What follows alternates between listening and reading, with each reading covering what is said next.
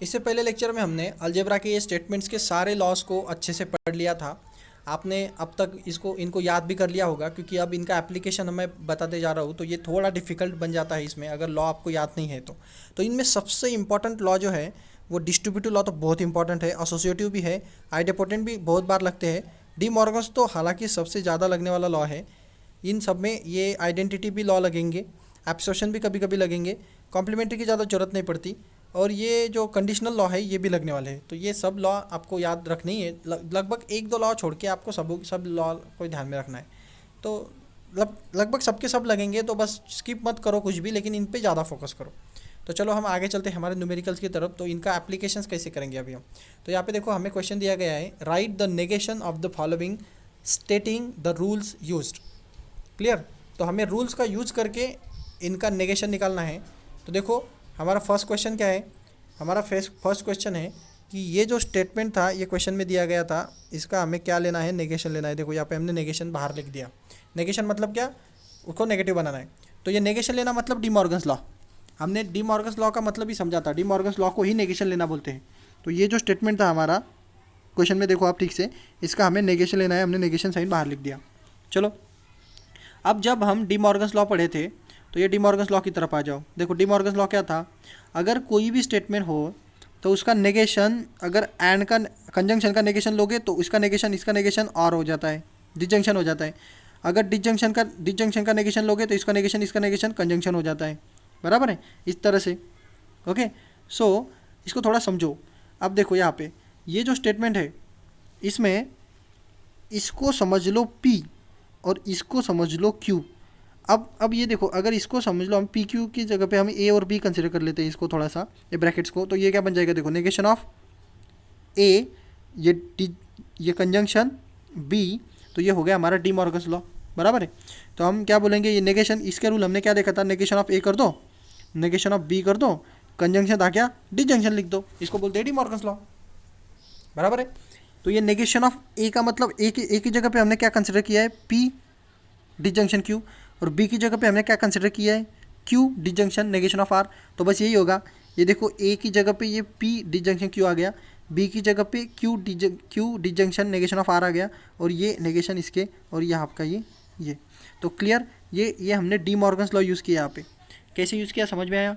तो इस तरह से हमें उनको समझना होता है। अब चलो और डी मॉर्गन्स लॉ यूज़ होगा। देखो ये एक स्टेटमेंट भी डी मॉर्गन्स लॉ को जनरेट करेगा, क्योंकि ये इस तरह से होगा, negation of P conjunction Q. तो क्या करेंगे, इसका नेगेशन ऑफ पी डिसजंक्शन करेंगे, नेगेशन ऑफ क्यू करेंगे, डी मॉर्गन्स लॉ होता है। बराबर है। पहले का नेगेशन दूसरे का नेगेशन, ये कंजंक्शन था तो डिसजंक्शन करो। बराबर है। तो यहाँ पे डी मॉर्गन्स लॉ, तो ये हो गया, देखो negation of P disjunction negation of Q. तो ये आपको दिख रहा होगा, ये कंजंक्शन था ना, यहाँ पे डिसजंक्शन था ना, तो ये डिसजंक्शन का कंजंक्शन हो गया। बराबर है। ये शायद उल्टा लिख दिया मैंने यहाँ पे, तो ठीक से समझो इसको। ये था negation of P disjunction Q, तो इसका बनेगा negation of P conjunction negation of Q. तो ये टर्म आपको यहाँ पे दिख रही होगी, देखो ये यहाँ पे लिखना होता है कौन सा लॉ यूज़ किया आपने, डी मॉर्गन्स लॉ किया, नेगेशन किया उसका। अब वही स्टेटमेंट यहाँ पे भी रहेगा, ये देखो ये भी इस ब्रैकेट का नेगेशन है, ठीक से समझो इसको। तो इसका भी नेगेशन क्या आएगा, पहले का नेगेशन क्यू, डिसजंक्शन है तो कंजंक्शन, और इसका नेगेशन क्या, नेगेशन तो एक दूसरे को कैंसिल कर देगा, तो क्या बचेगा वो आर। बराबर है।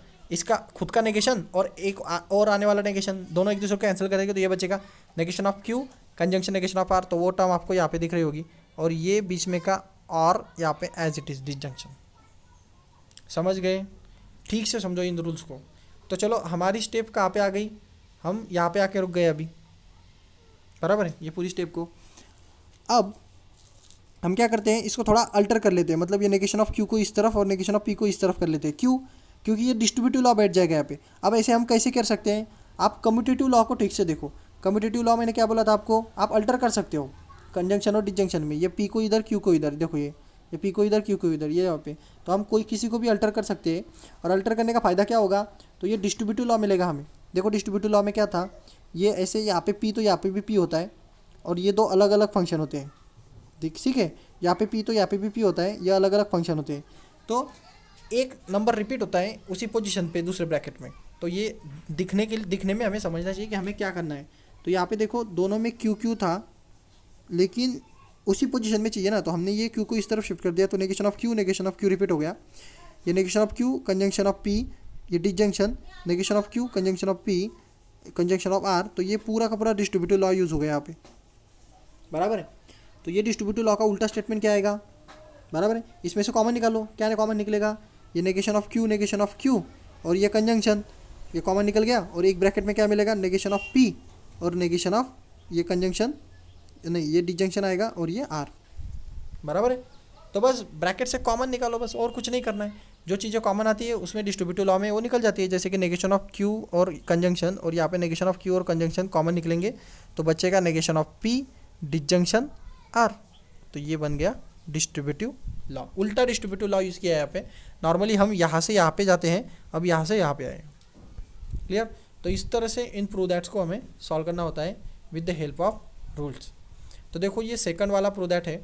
यहाँ पे क्वेश्चन था P single implies disjunction R, तो इसको कैसे सॉल्व करेंगे। चलो देखो नेगेशन करना पड़ेगा, इसका नेगेशन बोला है हमें, तो यहाँ पे हमने नेगेशन ले लिया इस पूरे स्टेटमेंट का, बराबर है।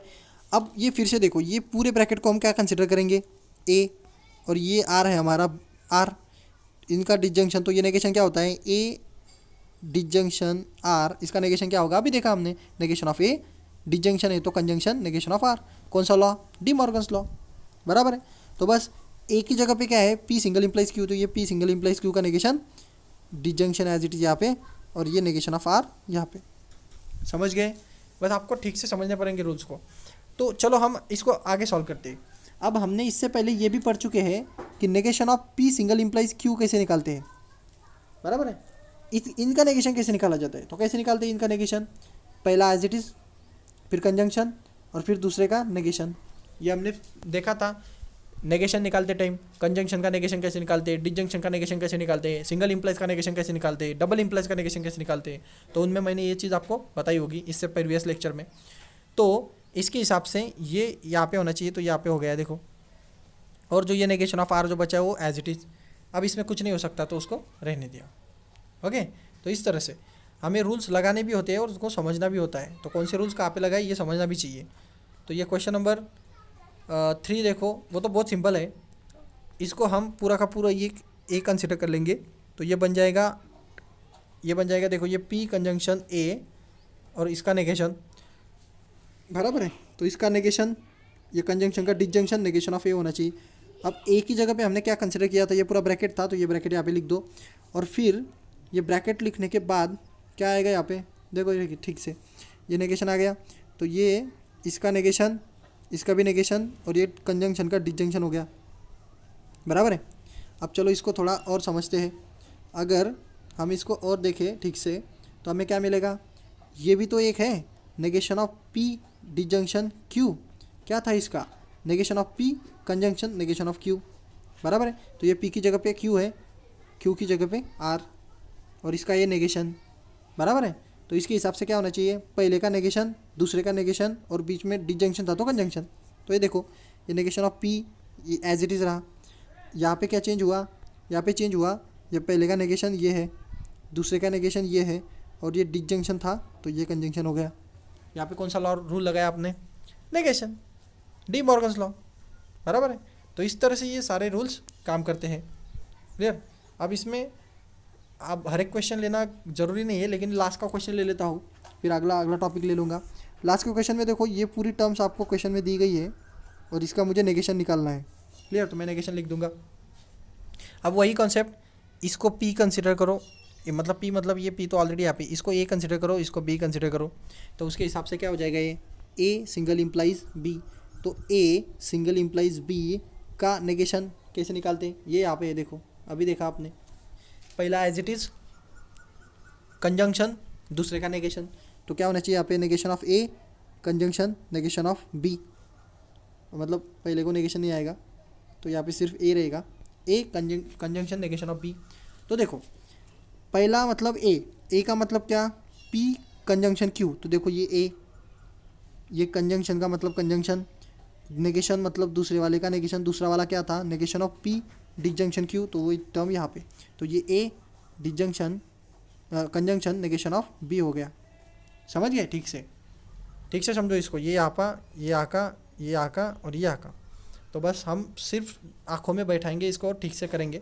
तो आपको यहाँ पे आने के बाद क्या मिलेगा, यहाँ पे आने के बाद हमें ये समझता है कि ये तो अभी छूटने नहीं वाला, इसमें क्या छोड़ करोगे आप और क्या सॉल्व होगा इसमें, यहाँ पे छूटेगा। ये देखो, ये P डिजंक्शन Q का नेगेशन है, बराबर है। अब ये P डिजंक्शन Q का नेगेशन क्या होता है, नेगेशन ऑफ P, डिजंक्शन का कंजंक्शन नेगेशन ऑफ Q, बराबर है। अब देखो ये इसका मतलब देखो ये है ना ये, अब यहाँ पे P की जगह पे नेगेशन ऑफ P है, तो उसके हिसाब से क्या होना चाहिए उसका आंसर होना चाहिए नेगेशन कैंसिल कर देगा एक दूसरे को, इसका भी नेगेशन चाहिए ना, तो इसका नेगेशन और ये नेगेशन कैंसिल हो जाएगा, तो यहाँ पर बचेगा सिर्फ P, क्योंकि ये ऐसा आएगा नेगेशन ऑफ नेगेशन P, और ये डिजंक्शन का कंजंक्शन और नेगेशन ऑफ R, तो ये नेगेशन कैंसिल कर देगा तो बचेगा सिर्फ P, तो बचा क्या P disjunction negation of R। तो ये जो टर्म है ये आपको दिख रही होगी यहाँ पे, देखो ये P disjunction negation of R। आई समझ में, ये हमने यहाँ पे अच्छे से ले लिया, क्योंकि ये जो टर्म है ये पूरा नेगेशन है इस टर्म का। तो यहाँ पे इस रूल से ये रूल फॉलो होगा, ये रूल फॉलो है डिजंक्शन के केस में नेगेशन बनाना, तो पहला नेगेशन दूसरे का कंजंक्शन दूसरा नेगेशन, तो ये नेगेशन कैंसिल होके ये नेगेशन R का बचेगा सिर्फ, और ये P आ जाएगा यहाँ पे नीचे, बराबर है। तो ये पूरी की पूरी हमें कंडीशन मिली यहाँ पे, ये एज इट इज़ क्लियर। तो चलो अगले टॉपिक की तरफ चलते हैं। अब देखो ये जो कंडीशन थी हमारी, यहाँ पे हम एसोसिएटिव लॉ यूज़ कर सकते हैं, क्यों, देखो ये जो है ये पूरे लॉज यहाँ पे एसोसिएटिव यूज़ नहीं भी किया तो भी चलेगा, आप डायरेक्ट डिस्ट्रीब्यूटिव लॉ का भी यूज़ कर सकते हो यहाँ पे, मतलब कोई ज़रूरत नहीं है एसोसिएटिव लॉ यूज़ करने की। एसोसिएटिव किया डिस्ट्रीब्यूटिव किया तो भी चलेगा, कुछ भी चलेगा, आप कैसे भी करो, ओके। तो देखो ये Q को इस तरफ लेके आओ और ये P को इस तरफ, इसका फ़ायदा क्या होगा, ये P के बाजू में P आ जाएगा, और P के बाजू में P आने के बाद आइडेपोटेंट लॉ से हम इसको सॉल्व कर लेंगे। तो ये देखो ये अल्टरनेटो कर दिया यहाँ पे, मतलब ये एसोसिएटिव लॉ यूज़ किया, ये Q को इस तरफ किया, P को इस तरफ किया, तो ये देखो ये ऐसे हो गया, क्लियर। ये Q यहाँ पे आ गया, P यहाँ पे आ गया, कोई चेंज नहीं, क्योंकि ये एसोसिएटिव लॉ है, और ये टर्म एज इट इज़ है, हमने सिर्फ ब्रैकेट निकाल दी, बराबर है, एज इट इज़ टर्म है, सिर्फ ब्रैकेट निकाल दिए उनके। अब देखो ये जो रूल है ये इन दोनों का P कंजंक्शन P, तो मतलब क्या होता है इसका, P ही तो होता है, बराबर है। ये ट्रू रहेगा, ये ट्रू रहेगा तो आंसर ट्रू आएगा, ये फॉल्स होगा, ये फॉल्स होगा तो आंसर फॉल्स आ जाएगा, ये हमने देखा था। ये कौन सी लॉ है, ये आइडेपोटेंट लॉ है, ये सबसे पहले वाले लॉ। तो ये P पे डिपेंड है कि और दोनों ट्रू रहेंगे तो ट्रू रहेगा, P जो रहेगा वो आंसर होगा। तो बस इस रूल के हिसाब से ये क्या होना चाहिए, P का आंसर क्या होगा, P होगा, बराबर है।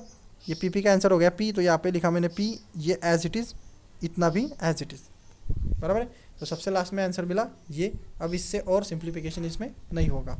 तो इस तरह से ये प्रूव दैट करने होते हैं, आपको प्रूव दैट को ठीक से समझना होता है। अब ये क्वेश्चन नंबर 2 की तरफ चलते हैं।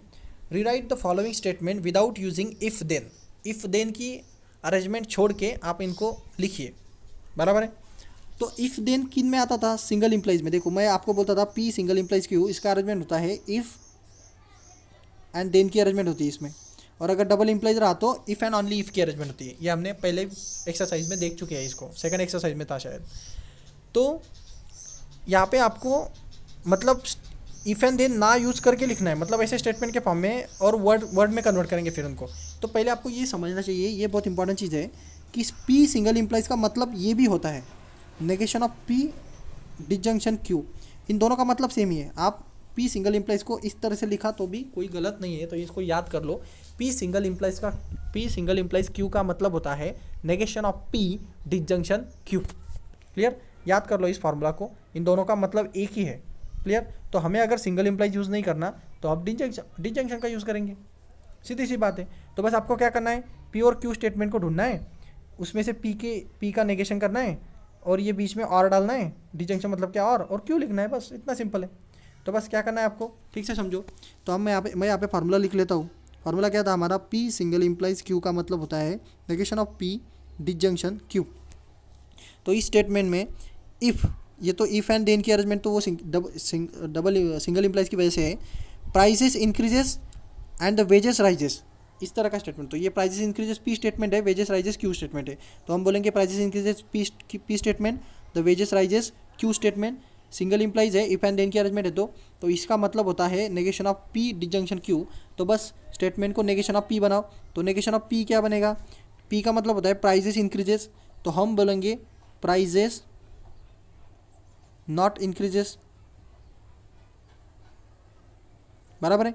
और क्यू का मतलब क्या बनेगा, क्यू होता है the wages rises, the wages rises, बराबर है। तो हमें क्या लेना था, नेगेशन ऑफ पी और क्यू का डिजंक्शन, डिजंक्शन का मतलब क्या, और। तो इन दोनों स्टेटमेंट के बीच में क्या होना चाहिए, और होना चाहिए। यहाँ पे और होता है ना ऐसा डिजंक्शन। तो बस आपका स्टेटमेंट क्या हो जाएगा, द प्राइजेस नॉट इंक्रीजेस और द वेजेस राइजेस। तो ये देखो, the prices do not increases और द वेजेस राइजेस। बस आपको ये फार्मूला में फिट करना है उसको, इतना सिंपल है ये, कोई ज़्यादा डिफ़िकल्टी नहीं, कुछ डिफ़िकल्ट लेवल भी इसका कुछ भी नहीं है। बस स्टेटमेंट को ठीक से समझ के करना है। तो इस यहाँ पे कोई डिफ़िकल्ट लेवल नहीं है। तो हम चले अगले क्वेश्चन के चलते हैं। यहाँ पे देखो ये प्रूव दैट्स जैसे कुछ चीज़ें हैं। तो ये 3 क्वेश्चन है यहाँ पे। Without using truth table prove that. हमें प्रूव दैट करने का हमने एक तरीका पढ़ा था इससे पहले के मतलब एक्सरसाइज में, ट्रुथ टेबल से सॉल्व करना। उसमें भी हम प्रूव दैट करते थे बड़े बड़े स्टेटमेंट्स को। अब यहाँ पे हमें प्रूव दैट करना है विदाउट यूजिंग ट्रुथ टेबल, मतलब ट्रुथ टेबल का यूज़ ना करके प्रूव दैट करना है। तो मतलब करना क्या है हमें, तो फार्मूलाज का यूज़ करके प्रूव दैट करना है। तो ये बहुत इंपॉर्टेंट चीज़ है हमारे लिए, क्योंकि अगला जो एक्सरसाइज आएगा उसमें ये करना ही पड़ेगा आपको। तो इस पर बहुत ध्यान दो और पूरा एक्सरसाइज ठीक से सॉल्व करो। अगर ये टॉपिक नहीं आएगा तो आप इस चैप्टर में आने वाले 4 मार्क्स के क्वेश्चन को लूज़ कर दोगे। क्लियर। अगर नहीं आ रहा होगा तो प्रैक्टिस करो घर पे, अच्छे से प्रैक्टिस करो, बार बार लिखो, बार बार रूल्स को एक बार याद करो, मेमोराइज़ करो दिन भर, तब जाके। नहीं तो अगर ये टॉपिक आपको नहीं आ रहा है तो इसका मतलब इस चैप्टर में आपने बहुत बड़ा जो टॉपिक है, जो कि 4 मार्क्स के लिए क्वेश्चन हर साल 4 मार्क्स के लिए क्वेश्चन बनता है इस टॉपिक पे, वो 4 मार्क्स का क्वेश्चन आपने लूज़ कर दिया। जो कि अगले एक्सरसाइज में आएगा उसमें ये टॉपिक लगने वाला है आपको। अगर ये नहीं आएगा तो आपके 4 मार्क्स चले गए, समझ लो। तो चलो हम क्वेश्चन नंबर 1 की तरफ चलते हैं। हमें प्रूव दैट करना है कि पी डबल इम्प्लाइज क्यू का मतलब होता है ये। क्लियर। ये हमें प्रूव दैट करना है इस तरह का। तो यूजिंग रूल्स तो कैसे करेंगे, देखो हमें सिंगल इम्प्लाइज डबल इम्प्लाइज को कंजंक्शन और डिजंक्शन के फॉर्म में लाना है। तो बस उनको उनके फॉर्म में लाना पड़ेगा पहले। तो हम क्या करेंगे, कंडीशनल लॉ को थोड़ा सिंप्लीफाई करेंगे। तो बाय कंडीशनल को सिंगल कंडीशन में सिंप्लीफाई कर दिया मैंने। ये मैंने पहले भी बताया था आपको। ये पी डबल इम्प्लाइज क्यू का मतलब क्या होता है, पहली केस में हम बोलेंगे पी इम्प्लाइज क्यू, बराबर है। इसका मतलब हो जाएगा पी इम्प्लाइज क्यू इस तरह से। और दूसरी केस में हम बोलेंगे क्यू इम्प्लाइज पी, बराबर। और इन दोनों के बीच में कंजंक्शन। तो बस स्टेटमेंट क्या बन जाता है हमारा, स्टेटमेंट ये बन जाते हैं कि पी, अगर मैं बोलता हूँ पी डबल इम्प्लाइज क्यू का मतलब क्या होगा, एक बार पी से क्यू की तरफ मतलब पी सिंगल इम्प्लाइज क्यू, दूसरी बार क्यू से पी की तरफ मतलब क्यू सिंगल इम्प्लाइज पी, और दोनों के बीच में बस आपको डालना क्या है, कंजंक्शन। ख़त्म। इतना ही सिंपल होता है ये। तो इसका मतलब ये होता है। तो आपने यहाँ पे लिख दिया सिंप्लीफिकेशन, ये हम पढ़ चुके हैं इससे पहले। क्लियर। डबल इम्प्लीकेशंस में तो ये हमारी कंडीशनल लॉ है, ये कंडीशन है। क्लियर। तो चलो आगे चलते हैं। अब अभी हमने पढ़ा कि सिंगल इम्प्लाइज को हमें एंड और मतलब डिजंक्शन और कंजंक्शन के फॉर्म में लिखते आता है। अभी हमने पढ़ा मतलब हमने क्या पढ़ा था इससे पहले क्वेश्चन में, पी सिंगल इम्प्लाइज क्यू का मतलब होता है negation of P disjunction Q. कोई डाउट इसमें? इससे पहले क्वेश्चन में अभी हमने पढ़ा स्टेटमेंट बनाते टाइम। तो हमें सिंगल इम्प्लाइज को डिजंक्शन और कंजंक्शन में कन्वर्ट करते आता है, कोई दिक्कत नहीं इसमें। तो पी सिंगल इम्प्लाइज का पहले का नेगेशन करो, दूसरा एज इट इज लोगों। तो यहाँ पे देखो ये पी सिंगल इम्प्लाइज का ये बन गया negation of P disjunction Q, और ये क्यू सिंगल इम्प्लाइज का negation of Q disjunction P. तो हमने सबको कंजंक्शन और डिजंक्शन में कन्वर्ट कर दिया, जो कि डबल इम्प्लीकेशन था। ये हमारा पहला टारगेट है, डबल इम्प्लीकेशन को कंजंक्शन डिजंक्शन में कन्वर्ट करो। तो इसके लिए हमने कौन सा रूल यूज़ किया है, क्लियर। अब ये कंडीशनल लॉ है, कंडीशनल लॉ है ना, इसका मतलब कंडीशनल लॉ है। चलो आगे चलते हैं। अब यहाँ पे ठीक से देखो, ये जो चीज़ है, ये चीज़ अगर हम थोड़ा इसको अच्छे से समझे तो ये डी मॉर्गन्स लॉ बना देगी, मतलब नेगेशन है इसका। अब यहाँ पे हमें जो प्रूव दैट मिलने वाला था वो मिला है negation of P disjunction Q, और यहाँ पे पी कंजंक्शन क्यू है, और एग्जैक्ट उल्टे साइन है। देखो उसके यहाँ पे पी सिंपल होना चाहिए, क्लियर, तो यहाँ पे नेगेशन है उसका, यहाँ पे कंजंक्शन होना चाहिए तो यहाँ पे डिसजंक्शन है, यहाँ पे नेगेशन होना चाहिए तो यहाँ पे बिना नेगेशन का है। तो हमें एग्जैक्ट अपोजिट मिल रहा है, मतलब क्या है उसका हमें नेगेशन लेना पड़ेगा। एग्जैक्ट अपोजिट साइन कब मिलते हैं? जब हम नेगेशन लेते हैं। नेगेशन लेना मतलब क्या है? डी मॉर्गन्स लॉ, जाहिर सी बात है। तो बस आप इस स्टेटमेंट को और हमारे राइट हैंड साइड क्या लानी है उसकी तरफ थोड़ा सा ध्यान देते रहो करो। अगर उसकी तरफ ध्यान रहेगा तो सब कुछ समझेगा, नहीं तो कुछ भी नहीं समझेगा। तो देखो यहाँ पे हम क्या करेंगे, इसका नेगेशन लेंगे। नेगेशन लेना मतलब क्या? नेगेटिव बाहर निकालना, बराबर है। तो कैसे निकालेंगे नेगेटिव बाहर? तो ये देखो इसका नेगेशन कर दो, उल्टा लॉ यूज़ करो। उल्टा लॉ मतलब क्या? ये पी जो है ये नेगेशन था ना, तो ये पी हो जाएगा। ये डिसजंक्शन था तो ये कंजंक्शन हो जाएगा। ये पी जो था वो सीधा था तो ये नेगेशन ऑफ पी हो जाएगा, नेगेशन ऑफ क्यू। और इसके बदले बाहर आएगा नेगेटिव का साइन जो कि नेगेशन। क्लियर? ये डी मॉर्गन्स लॉ उल्टा डी मॉर्गन्स लॉ गया। ओके, अब वैसे इसमें भी होगा। यहाँ पे भी देखो, यहाँ पे बाहर नेगेशन है और ये क्यू जो नेगेशन होना चाहिए वहाँ पे नहीं है। ये डिसजंक्शन यहाँ पे कंजंक्शन है। क्लियर? ये पी यहाँ पे नेगेशन में है, ये पी एज इट इज है, तो यहाँ पे भी डी मॉर्गन्स लॉ उल्टा लगेगा इसी तरह से। क्लियर? वो क्या लगेगा? इसमें से नेगेशन कॉमन निकालोगे तो यहाँ पे सिर्फ बचेगा क्यू। क्लियर? ये डिसजंक्शन के क्या हो जाएगा? कंजंक्शन हो जाएगा, और ये पी का नेगेशन ऑफ पी हो जाएगा, और यहाँ पे बाहर नेगेशन आ जाएगा। तो ये दोनों चीज़ें यहाँ पे आ गई देखो, और ये हमारा prove that as it is बन जाता है। तो हमें थोड़ा ध्यान भी देना पड़ता है कि हमें राइट साइड में क्या लाना है। क्लियर? तो चलो अब ये दूसरा प्रूव दैट देखते हैं। दूसरे प्रूव दैट में देखो यहाँ पे negation of P disjunction Q and negation of P conjunction Q, इसको सिर्फ नेगेशन ऑफ पी लाना है। ओके, तो चलो सबसे पहले तो यहाँ पे देखो, ये आपको तो मतलब दिमाग में बैठ ही जाएगा। ये पूरे ब्रैकेट के बाहर का नेगेशन है तो डी मॉर्गन्स लॉ बैठेगा।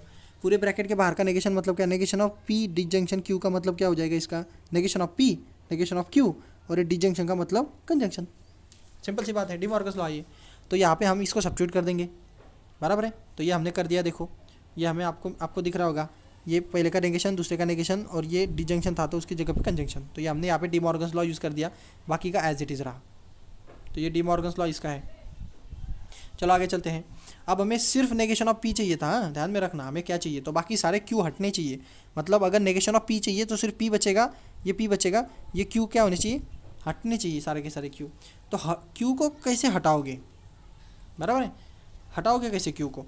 तो देखो इसमें से कॉमन टर्म्स निकलेगी, है ना। मैंने अभी बोला था देखो, ये यहाँ पे कंजंक्शन, यहाँ पे कंजंक्शन, ये डिसजंक्शन, ये डिस्ट्रीब्यूटिव लॉ की अरेंजमेंट है। और यहाँ पे नेगेशन ऑफ पी कॉमन है, ये कंजंक्शन कंजंक्शन कॉमन है, तो इसको निकाल दो। तो ये P negation of P conjunction common निकलेगा, और बचेगा क्या उसमें बचेगा नेगेशन ऑफ क्यू और ये क्यू। तो ये बचा देखो, और ये बीच में का डिसजंक्शन, तो ये एज इट इज बचा। ये डिस्ट्रीब्यूटिव लॉ है, उल्टा वाला डिस्ट्रीब्यूटिव लॉ। क्लियर? हमने यहाँ से यहाँ पे पढ़ा था, अब यहाँ से यहाँ पे है। उल्टा वाला भी याद करना होता है आपको, और समझना भी चाहिए कहाँ पे यूज़ करना है। तो अब इसका फ़ायदा क्या हो जाएगा? देखो ये नेगेशन ऑफ क्यू डिसजंक्शन करेगा उसके क्यू के साथ, ये कॉम्प्लीमेंट्री लॉ था। उसी के नेगेशन के साथ अगर डिसजंक्शन लेंगे तो ट्रू ही मिलेगा ना, क्योंकि कम से कम एक तो ट्रू होने ही वाला है इसमें। अगर ये क्यू ट्रू रहा तो ये फॉल्स हो जाएगा, अगर ये फॉल्स रहा तो ये ट्रू हो जाएगा। तो दोनों में से कोई भी एक ट्रू आया तो आंसर ट्रू ही होता है। तो ये हमने कॉम्प्लीमेंट्री लॉ में देखा था। तो कॉम्प्लीमेंट्री लॉ क्या कहता है इसमें?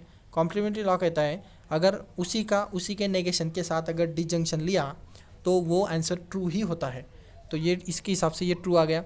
अब इसका आंसर ट्रू हो गया, ये negation of P conjunction true.